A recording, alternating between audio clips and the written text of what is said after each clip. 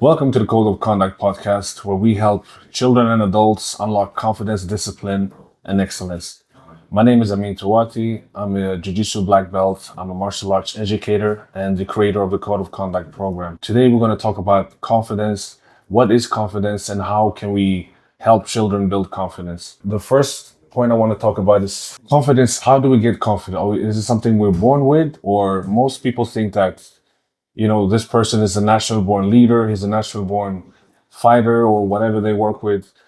Confidence is something that's built over time. And most people who are professional at what they do will tell you the same thing, that they have gone through many years of failure and trying and over and over and over again, and finally reaching the top in whatever field they are. And you can see the confidence only because they failed so much. So that's how the confidence builds up. Today we see there's a lot of kids who lack confidence. Why? Because they're overprotected. It's not enough struggle. We want to give the kids the iPads, the phones, and they want to sit down. Everything should be easy. And as a parent, of course, we don't want them to suffer, but at the same time, they have to struggle, because if they grew up with an easy life without any challenges, it's going to have a huge effect on their adulthood.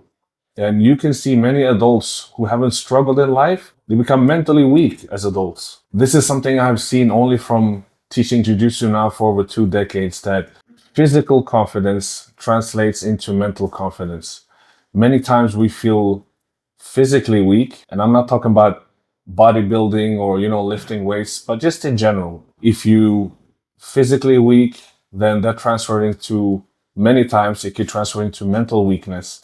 And by training Jiu-Jitsu, it gives you not only the strength, the mental strength, but the physical strength. This is something we've seen over and over and over for decades. Children and adults coming to class with zero to very low confidence and trying different things, getting tapped out in class, but coming back to class and trying over and over and over again. And there's going to be a point where you just see, boom, the light switch comes up, and you see how they change. And from that moment, everybody gonna have that moment. Over 2 decades of Jiu-Jitsu, I can tell you that every single person who trains Jiu-Jitsu will have that moment. It could be a month, it could be a year, it could be 5 years, but every person will have that moment where they're like, whoa, I never knew I could do these kind of things. And this is something we try to teach both parents and kids when they start training Jiu-Jitsu. Another point also that I wanted to discuss is how you can teach kids that hard work pays off. Coming back to that easy life, that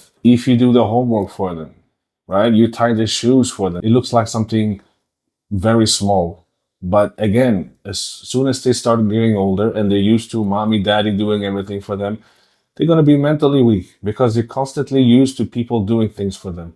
We as parents, this is something we need to be very careful with, right? Again, we don't want them to suffer, but we have to make sure that they have enough struggle in their life so they understand how to take care of themselves and get the confidence to take care of themselves, and learning how to face challenges without mommy and daddy being in the background all the time. As a parent, it's important to lead by example. There's many times we have parents that might look at the class and they like see their kids training in class, and they might complain, my son or daughter is not doing this, not doing that, and putting a lot of pressure on the kids, which doesn't really help, right? It actually makes it worse. As a parent, I always tell the parents, why not try Jiu-Jitsu yourself? It's very easy to stand on the sideline and say, you're doing wrong, you're doing this, you're doing that.